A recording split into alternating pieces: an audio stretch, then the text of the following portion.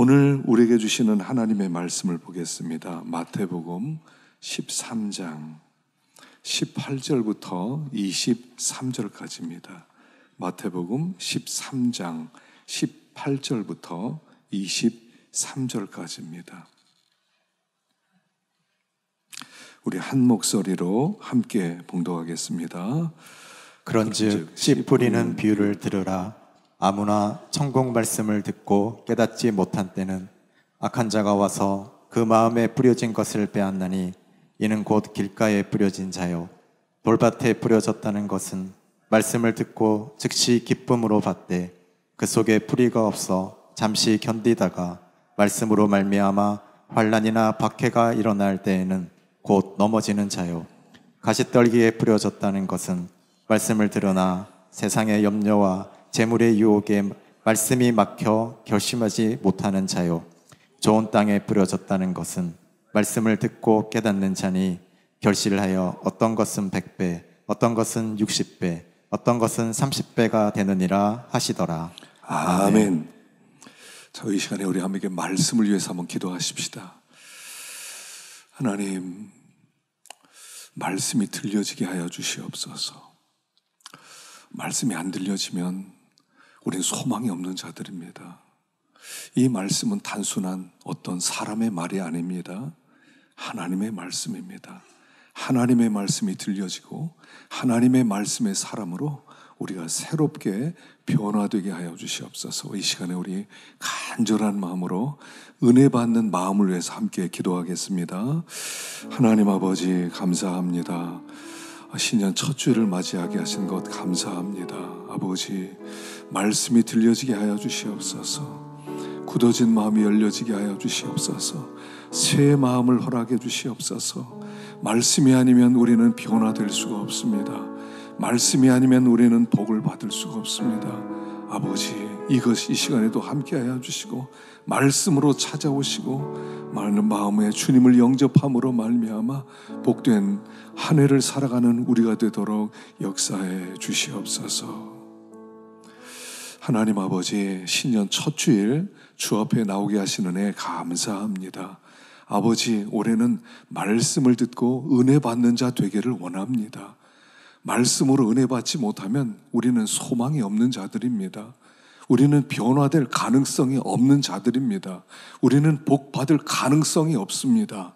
아버지, 말씀으로 이 시간 저희들 가운데 찾아오시고 저희의 닫혀진 마음과 강팍한 마음들을 녹여주시고 하나님의 은혜로 충만한 복된 시간 되도록 역사해 주시옵소서. 시험 드는 심령 없도록 도와주시고 마귀의 모든 역사를 결박시켜 주시고 이 시간에 주께서 친히 하늘문을 여시고 강림하여 주시옵소서. 예수님의 이름으로 기도하옵나이다.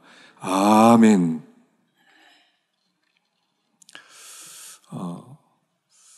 여기가 제가 말씀을 전하는 이곳을 우리가 보통 강대상 이렇게 부르지요. 그런데 원래는 강도상 이렇게 불렀죠. 아마 신앙생활 오래 한 분들은 아실 겁니다. 여기에서는 설교하는 곳이 아니라 강도하는 곳입니다. 도를 풀어서 설명하는 곳, 이런 뜻이거든요.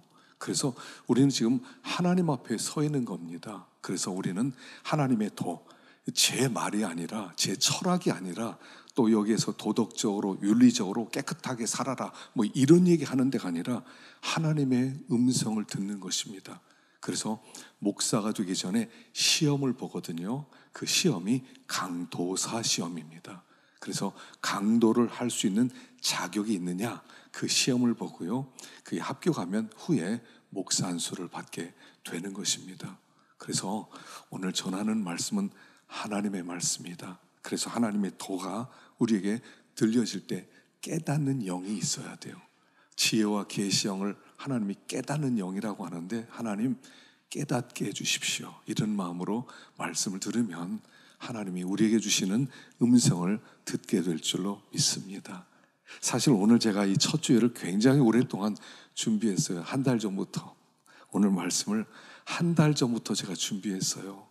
신년 첫 주일 날은 이 말씀을 꼭 전해야 되겠다 이런 마음으로 준비했고요. 우리가 이게 제목은 올해 한 해 주제가 뭐냐면 기도를 멈추지 마라. 또 오늘 본문 말씀도 기도를 멈추지 마라 하는 말씀이 될 것입니다. 우리는 기도를 너무 협의적으로 생각해요. 좁게 생각해요. 기도는 내가 필요한 것 아뢰는 거다. 필요한 거 없으면 기도 안 해도 된다. 뭐 급할 때 기도하는 것이다. 이렇게 생각하는데 기도는 그게 아니고요. 하나님과 교통하는 것입니다. 하나님과 연결되는 거죠. 그래서 하나님과 교통함으로 하나님 앞에 영적으로 필요한 모든 것을 하나님께 쏟아놓는 것이 기도입니다. 그리고 이것이 무엇인지 알면 기도 안 하고는 견딜 수가 없을 것입니다. 기도 안 하는 사람이 과연 하나님의 사람일까? 아니, 아버지, 하나님이 아버지라고 그러는데 아버지와 교통이 없어요. 성도일까? 우리가 이렇게 생각할 수가 있을 만큼 기도는 호흡과 같이 중요한 것이다 하는 것입니다. 자, 오늘 말씀을 통해서 함께 은혜 나누고자 합니다. 3절 읽어보겠습니다. 3절 시작. 예수께서 비유로 여러 가지를 그들에게 말씀하여 이르시되 씨를 뿌리는 자가 뿌리러 나가서. 자, 씨를 뿌리는 자가 씨를 뿌리러 나갔습니다. 씨를 뿌리는 자는 예수님입니다. 예수님이 이 땅에 오셔서 무엇을 하셨냐면 씨를 뿌리셨어요. 우리는 어떤 사람입니까? 우리는 그냥 밭이에요, 밭. 그래서 그 밭에 무엇이 심겨지느냐에 따라서 그 밭의 내용이 달라지는 거하고 똑같아요. 근데 사람은 그냥 밭이라고 그랬거든요. 그래서 그냥 밭에 어떤 것을 심지 않으면 무조건 잡초가 나게 돼 있습니다. 혹시 거기에 무슨 참외 싹이라도 나서 참외가 막 맺혔다 그러면 저절로 난 게 아니라 누군가 참외를 먹다가 씨를 툭 뱉어서 씨가 떨어진 것이지요. 갑자기 사과나무가 하나 올라갔다면 그냥 저절로 핀 것이 아니라 누군가 사과 씨를 던졌고 거기에 싹이 나서 사과나무가 맺혀진 거예요. 우리는 마음에 잡초밖에 없는 존재란 뜻이에요. 그래서 아담의 씨밖에 없어요. 우리는 아담의 씨는 가시와 엉겅퀴를 내는 그런 씨예요. 그래서 우리 마음에서 나오는 것은 좋은 게 나올 수 없어요. 내 속에 선한 것이 거하지 아니하는 줄을 아노라 이렇게 말씀했거든요. 우리 안에는 선한 게 없어요. 그런데 우리 마음에는 꿈을 꾸는 마음이 있단 말입니다. 그래서 오늘 여기에 본문에 제가 본문을 통해서 우리가 생각할 것 중에 하나가 뭐냐면 하나님의 씨를 우리에게 주셨다는 거예요. 씨를 뿌렸다는 것은 하나님의 씨가 뿌려졌다는 거예요. 그 하나님의 씨가 이 잡초 가운데 가시밭 가운데 잘 심겨지기만 하면 거기에는 엄청난 하나님의 열매가 맺힌다는 얘기예요. 그래서 오늘 우리가 생각하고자 하는 것은 우리 마음밭을 잘 기경하자는 겁니다. 마음밭에 가시밭을 잘 기경하고 영적인 농부가 되어서 하나님의 씨를 잘 길러나가자는 거예요. 그러면 엄청난 사람이 되는 겁니다. 아브라함을 부르셨을 때 아브라함을 복으로 부르셨어요. 네가 본토, 친척, 아버지 집을 떠나서 나를 따라오기만 하면 너는 복이 될 거다 이랬거든요. 복이란 뭐냐면 복의 통로가 된다는 얘기예요. 사람들이 나를 만나면 당신 만나서 내가 진짜 복 받았습니다. 요셉이 보디발의 집에 들어갔더니 보디발의 집이 막 형통하고 창성해요. 그래서 보디발이 야 요셉 네가 우리 집에 들어온 다음부터 우리 집이 너무 잘 돼. 너무 복 받았어. 이게 하나님이 우리에게 주신 꿈이라는 거예요. 이게 하나님의 씨가 자랐을 때 맺혀지는 열매라는 거예요. 여러분 그 넬라 환타지아라는 이 노래가 있죠. 원래 이 노래는 그 18세기에 선교사들의 그 어떤 있었던 실화를 배경으로 만들어진 노래예요. 남미에 과른이라고 하는 그런 한 부족이 있었어요. 근데 이 백인들이 거기에 들어가서 사람들을 죽이고 남자들은 노예로 팔아버리고 그래서 그 원주민들 마음 가운데 백인 하면 적의 대상이에요. 백인들은 아주 나쁜 사람들이라는 이렇게 인식이 있어요. 거기에 선교사들이 첫 번째 들어갑니다. 그러니까 그들을 다 죽여버립니다. 두 번째 선교사가 들어갑니다. 그 가브리엘 선교사가 들어가는데 그 영화 보시면 아는 것처럼 거기에 오보에를 가지고 거기서 노래를 연주합니다. 그게 넬라 판타지아죠. 근데 이제 그 소리를 들으면서 그 원주민들이 몰려들어요. 또 백인이 또 왔다. 저건 죽여야 된다 하고 있는데 그 아름다운 선율이 나오는 거예요. 그래서 그들이 이렇게 생각해요. 이렇게 아름다운 노래를 연주하는 저 사람은 나쁜 사람일 수 없다. 그래서 그 선교사를 받아줍니다. 그리고 거기에서 이 선교사와 원주민들이 함께 이렇게 즐거워하는 그런 노래들, 나중에는 이제 순교하는 그런 모습들이죠. 그래 후에 모리꼬네라고 하는 이탈리아 작곡가가 곡을 붙였어요. 나중에 곡에 가사를 붙였어요. 가사의 내용이 이래요. 넬라 판타지아, 이게 환상 속에서라는 뜻인데요. 가사가 이렇습니다. 나는 환상 속에서 난 정의로운 세상에 보입니다. 그곳에선 누구나 평화롭고 정직하게 살아갑니다. 나는 영원히 늘 자유롭기를 꿈꿉니다. 저기 떠다니는 구름처럼 영혼 깊이 사랑 가득한 그곳. 나는 환상 속에서 밝은 세상이 보입니다. 그곳은 밤에도 어둡지 않습니다. 나는 영원히 늘 자유롭기를 꿈꿉니다. 저기 떠다니는 구름처럼. 나는 환상 속에서 따뜻한 바람이 붑니다. 따뜻한 바람은 친구처럼 도시로 불어옵니다. 나는 영원히 늘 자유롭기를 꿈꿉니다. 저기 떠다니는 구름처럼 영혼 깊이 사랑으로 가득한 그곳. 이게 넬라 판타지아의 노래예요.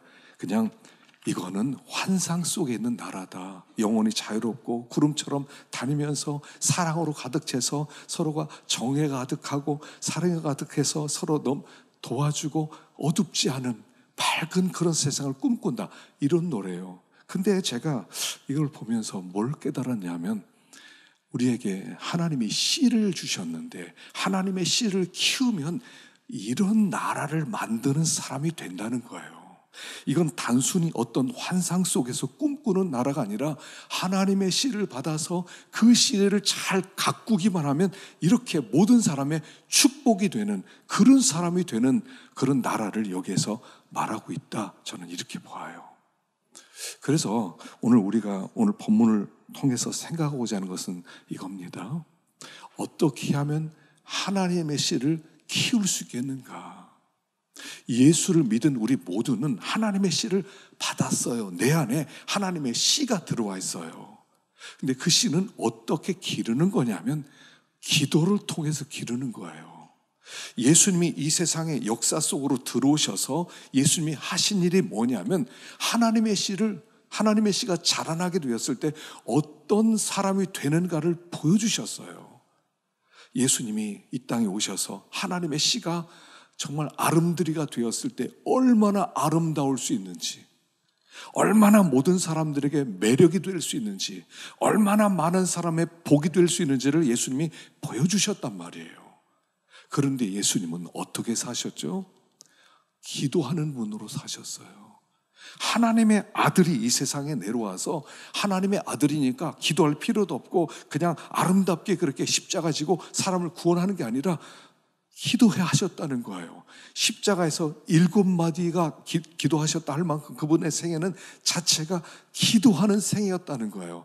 기도로 하나님의 씨를 키웠다는 얘기예요. 오늘 이 말씀이 똑같은 얘기를 하고 있다는 겁니다. 가시덤불과 그런 엉겅퀴로 가득 찬 우리 마음 가운데 하나님의 씨가 뿌려졌는데 마음밭을 기경하지 않고는 이 씨를 키울 수가 없다는 내용을 하는 거예요. 사람은 우리가 생각하는 것처럼 그렇게 괜찮은 존재들이 아니란 말입니다. 아시잖아요. 우리 마음이 어떠한지. 그래서 우리는 영적인 농부가 되어서 우리 마음밭을 자꾸 기경을 해야 돼요. 기도는 마음을 기경하는 가장 중요한 방법이라는 거예요.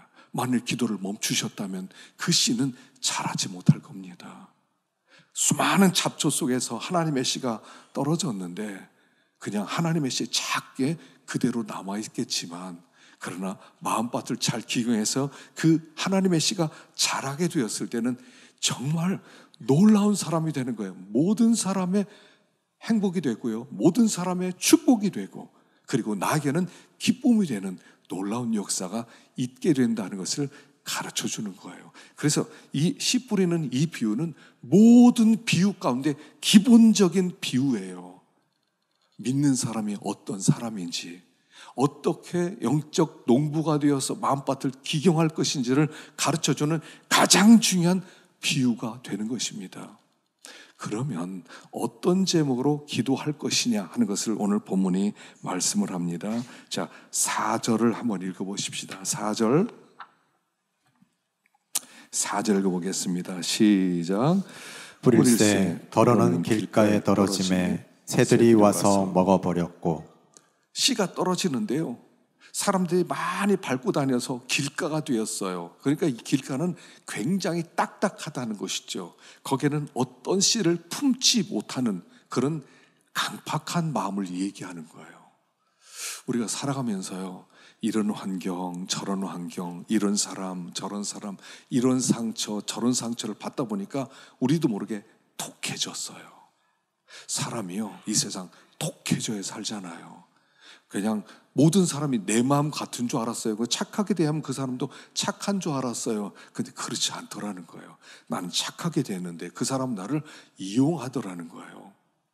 이번에 서울에서 우리 유효진 집사님을 만났어요. 거기서 지금 이제 열심히 그렇게 음식 장사를 하고 있는데, 자기가 이렇게 생각했대요. 일하는 사람 8명이래요. 굉장히 잘해줬대요. 그 사람들이 원하는 거 다 들어주고 또 원하는 사정대로 다 들어줬더니 나중에 막 머리 꼭대기에서 막 이용을 하더래요. 야, 이거 너무 착해도 안 되겠구나, 그런 생각이 들더래요.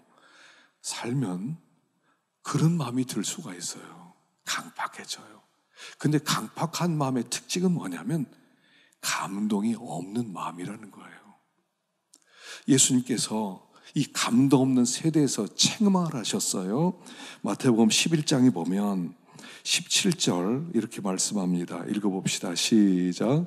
이르되 우리가 너희를 향하여 피리를 불어도 너희가 춤추지 않고 우리가 슬피 울어도 너희가 가슴을 치지 아니하였다 함과 같도다. 한쪽에서 막 춤을 춥니다. 기쁜 일이 있어요. 잔치가 벌어졌어요. 그럼 함께 춤을 추고 기뻐해야 되는데 나와 관계없어.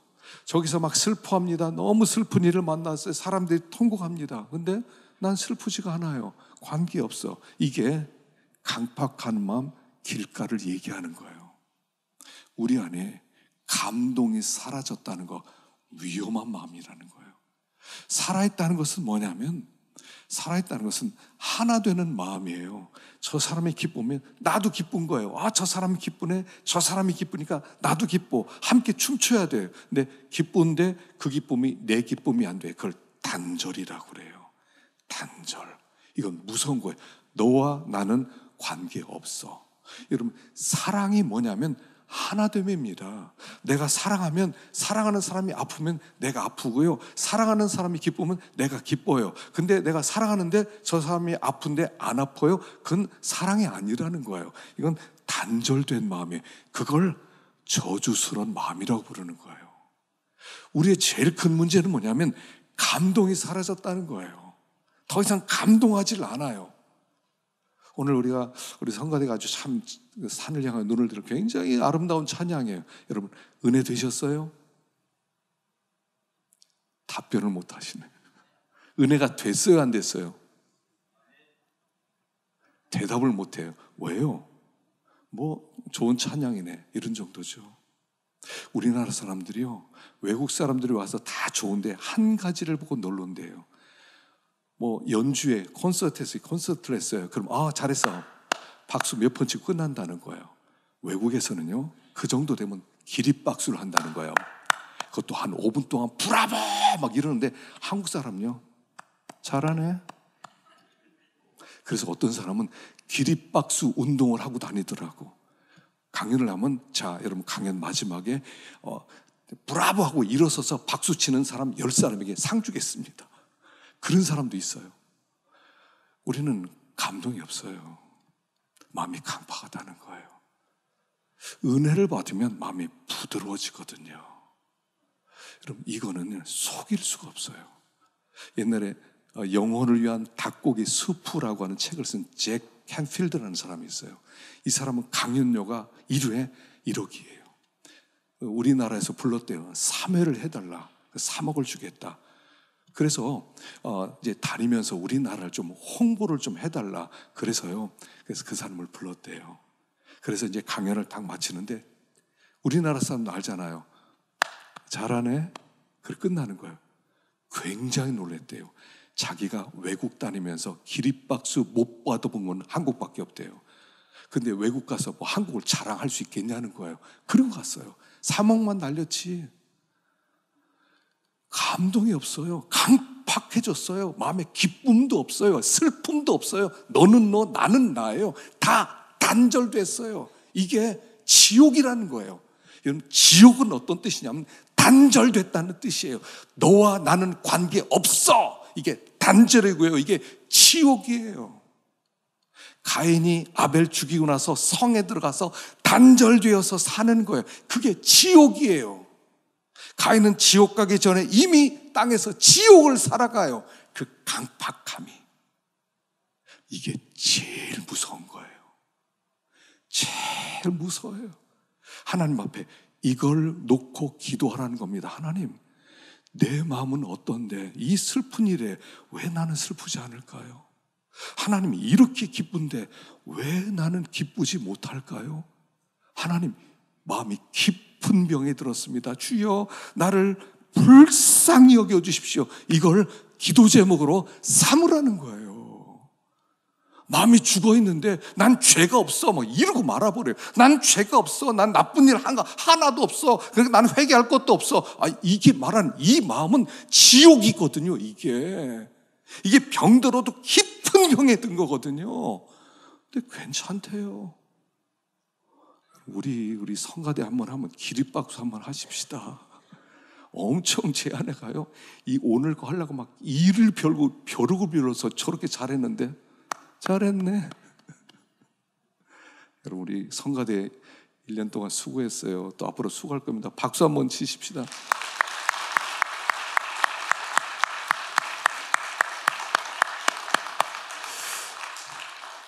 우리가 하나님께 영광을 돌리면 영광 돌리는 영광 박수 칩시다. 그러면 이러지 말고요. 정말 마음을 다해서 마음이 살아있으면 그렇게 될 겁니다. 이게 우리의 첫 번째 기도 제목이라는 거야. 난 왜 이렇게 강박하지? 어린아이 같이 되지 않으면 결단코 천국에 들어갈 수 없으리라. 어린아이 특징이 뭐예요? 잘 울고요. 막 울다가 금방 어떤 거 보면 막 웃고 막 이러잖아요. 살아있는 마음이거든요. 그게. 그 마음이 세상을 살린다는 거예요. 동심이 세상을 살린다. 동화작가 정채봉 씨 이야기예요. 부드러움이에요. 강팍함으로 살리지 못하거든요.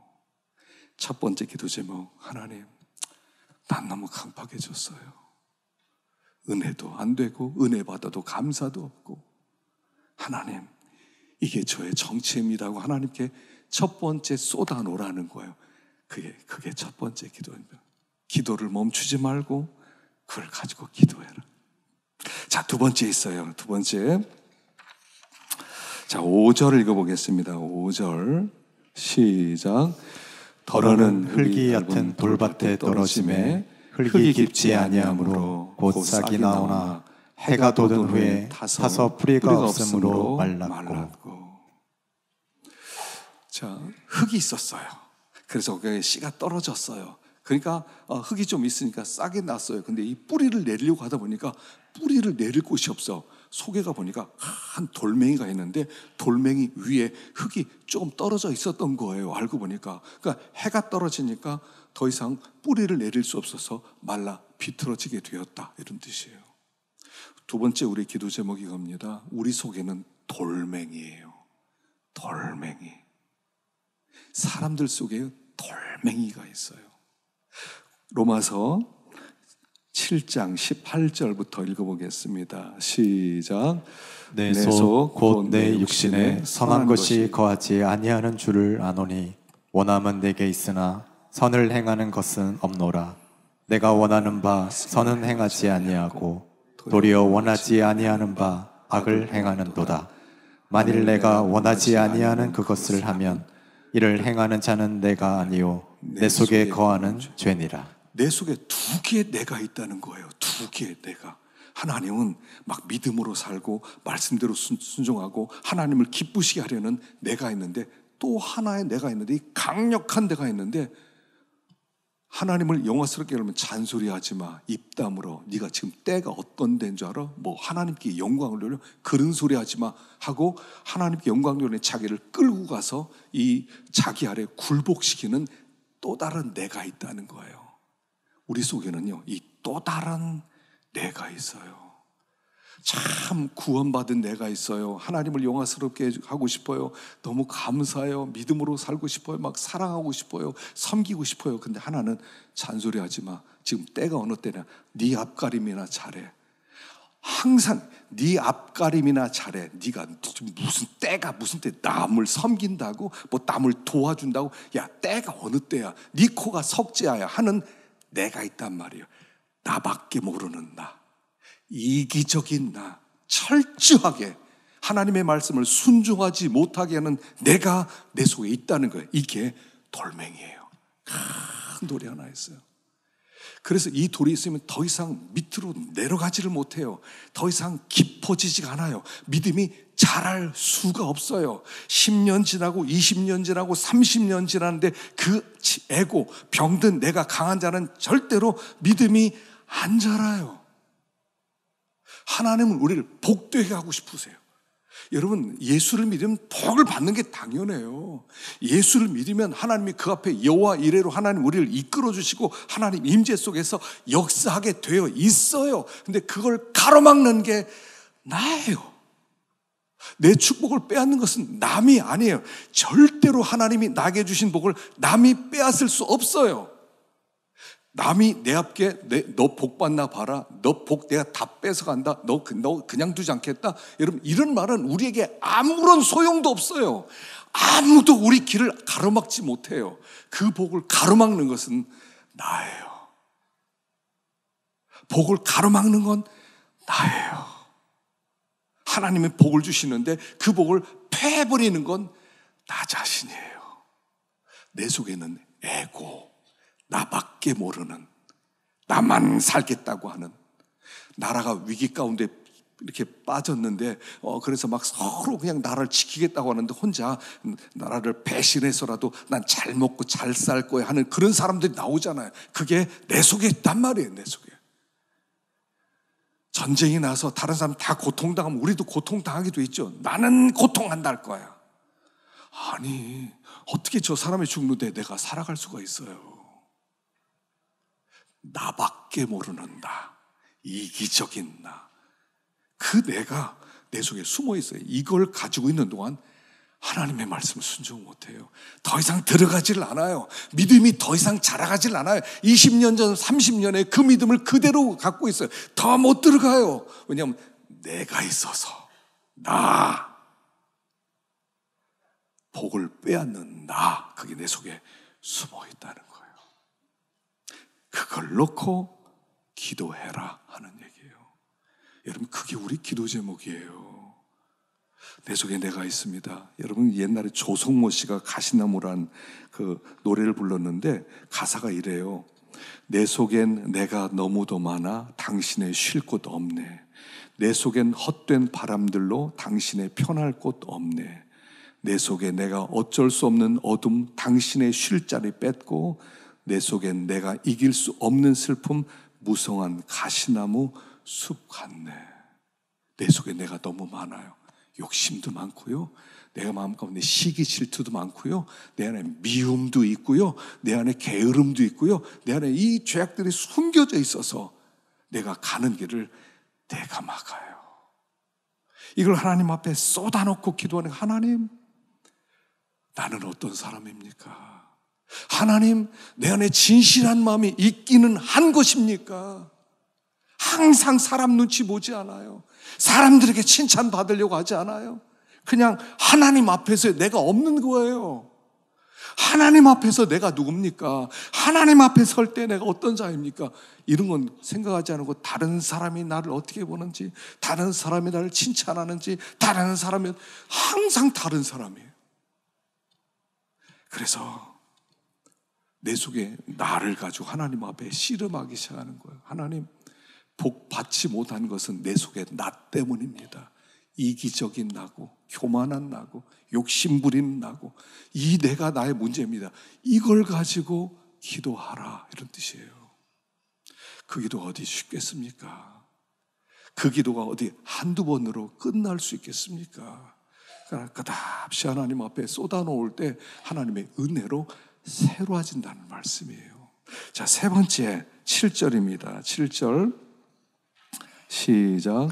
더러는 가시떨기 위에 떨어짐에 가시가 자라서 기운을 막았고. 가시떨기에 나무가 떨어졌어, 씨가 떨어졌어요. 이 가시떨기는 무엇을 얘기하냐면 13장 22절에 이렇게 말씀합니다. 시작. 가시떨기에 부러졌다는 것은 말씀을 들으나 세상의 염려와 재물의 유혹에 말씀이 막혀 결실하지 못하는 자요. 두 가지예요. 세상의 염려와 재물의 유혹. 우리는 육신을 가지고 살아가요. 육신을 살아가기 때문에 끝없이 우리에게 드는 시험이 뭐냐면 세상에 대한 염려예요. 어떻게 살지? 이게 뭐 가끔씩 옵니까? 매일매일 우리를 공격해요. 어떻게 살지? 뭐 먹고 살지? 뭐 입고 살지? 어디서 살지? 나 건강하게 살 수 있을까? 노후에는 어떻게 사나? 우리 아이들은 잘 살 수 있을까? 끝없는 염려. 하긴 2024년에 시작하면서 또 염려되지 않으면 24년 어떻게 살지? 그러다 보니까 세상에 유혹이 많이 찾아와요. 세상에 쾌락적 유혹이 많이 들어와요. 그러니까 염려와 유혹에 막혀서 하나님의 말씀을 붙들지 못하더라 하는 얘기예요. 그래서 우리가 이 염려는 어떻게 되냐면 하나님께 맡기라고 그랬죠. 빌립보서 4장 6절 7절 시작. 아무것도 염려하지 말고 다만 모든 일에 기도와 간구로 너희 구할 것을 감사함으로 하나님께 아뢰라. 그리하면 모든 지각에 뛰어난 하나님의 평강이 그리스도 예수 안에서 너희 마음과 생각을 지키시리라. 여러분, 이 염려는요 마치 권투할 때 잽 맞는 거하고 똑같아요. 여러분 권투할 때 이렇게 잽을 때리잖아요. 잽이 자꾸 많아지면 나중에 얼굴이 부르터 올라오고요. 그리고 그 잽 때문에 나중에 무너지게 돼 있어요. 그래서 권투할 때 잽을 맞지 말라는 거예요. 또 권투할 때 공격할 때는 잽을 많이 뻗으라는 거예요. 뭐 스트레이트도 아니에요. 그냥 툭툭툭 하는 거예요. 근데 그게 결국은 그 사람이 축적되면 무너지는 거예요. 염려가 축적되면 무너지는 거예요. 염려는 어떻게 처리하냐면 제가 보니까 경험상 그래요. 염려를 처리하는 다른 방법이 없어요. 끝없는 염려가 들어와요. 아마 지금 앉아서도 염려하는 분이 있을 거예요. 눈 뜨면서 염려가 들어갈 거예요. 그 염려는요 이렇게 처리하셔야 돼요. 배설물처럼 여겨서 쏟아버려야 돼요. 여러분 화장실을 일주일에 몇 번을 가세요? 일주일에 몇 번을 가세요? 하루에 한 번은 가야죠. 화장실 잘 못 가는 사람은 병이 든 거죠.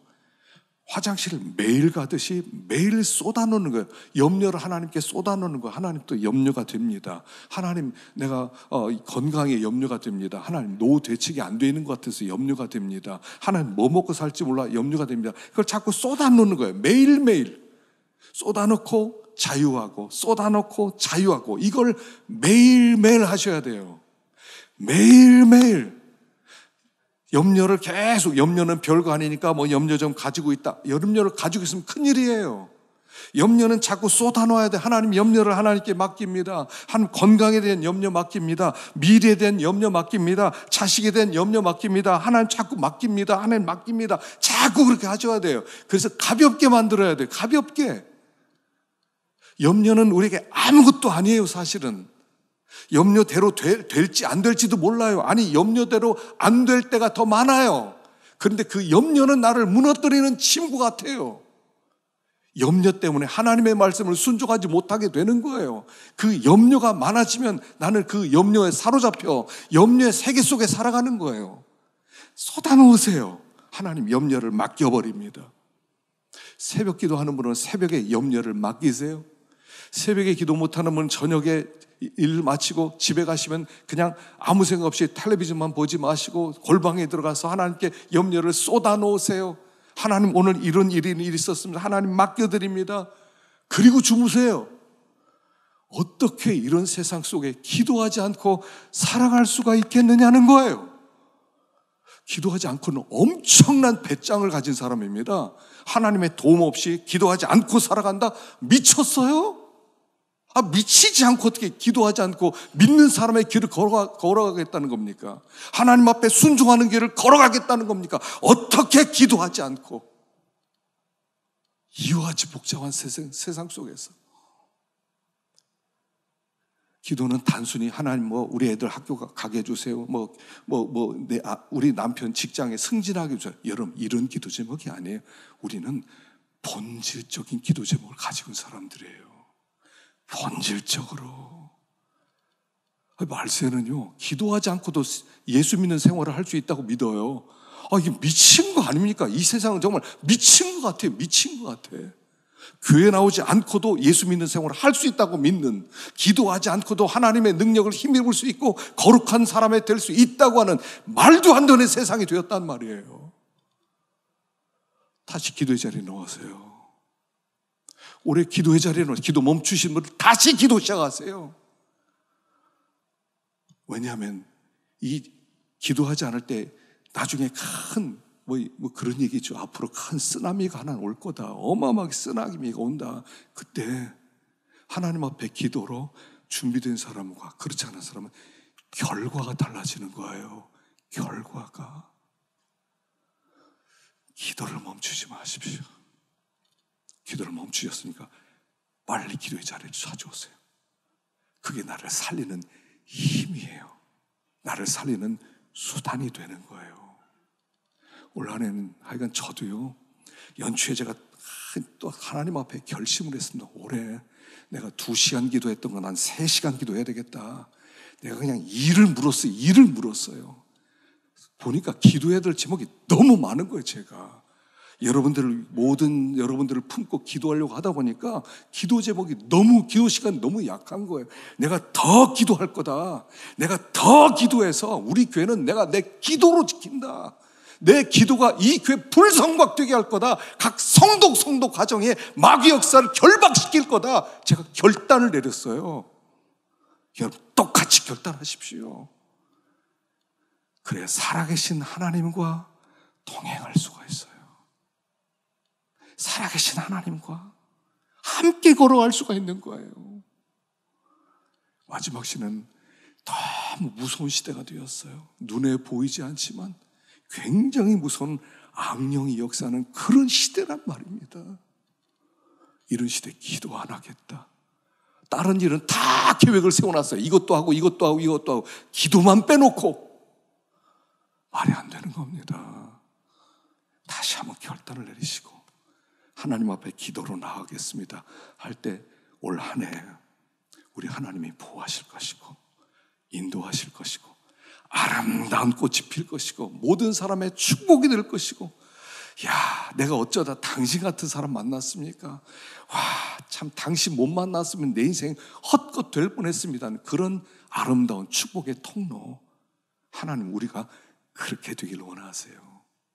그러면 무슨 일이 벌어져요? 여러분, 사람의 기쁨은요, 저 사람이 나 때문에 행복하다, 그거 자체가 기쁨이에요. 저 사람을 행복하게 만들었다, 이 기쁨은 기쁨 중에 최고의 기쁨이에요. 내가 일 잘해서 성공하고 뭘 잘해서 얻고, 이거보다요, 내가 다른 사람을 행복하게 만들었을 때 오는 그 기쁨은 이루 말할 수 없는 그 기쁨이라는 거예요. 이게 우리들이 하나님의 씨를 길러나가는 이유가 되는 것입니다. 아무쪼록 올 한 해요, 제가 또 너무 세게 말했나 이런 생각도 드는데, 올 한 해 좀 믿음으로 삽시다. 진짜 믿음으로 한번 살아봅시다. 종교인으로 그냥 예배나 참석하고 이렇게 가지 마시고 진짜 하나님의 말씀 듣고 진짜 내가 말씀의 사람 돼야 되겠다, 좀 결심했으면 좋겠어요. 그래서 올 한 해 하나님이 함께 하시는 놀라운 축복 다 누리시기를 축원합니다. 기도하겠습니다.